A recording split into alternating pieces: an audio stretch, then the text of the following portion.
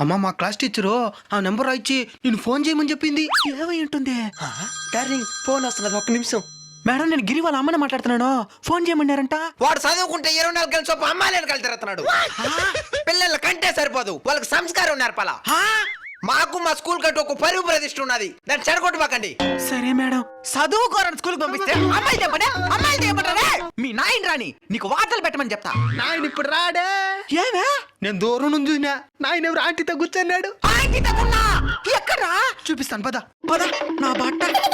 అద్దుమా. Love you బంగారం. నీకు నాతోనే కాపురం చేసే చేత కాదు, నీకు ఇంకొకరిది కావాల్సి వచ్చిందా? ఎవరిది రజా? నువ్వే కదా మా పిల్లాడు క్లాస్ టీచరా? నువ్వే కదా సంస్కారం పరువు ప్రతిష్ఠ గురించి మాట్లాడిందా? అవునండి. నీలాంటి దాని వల్ల ఉపాధ్యాయ వృత్తికి మర్చిపడతా ఉంది.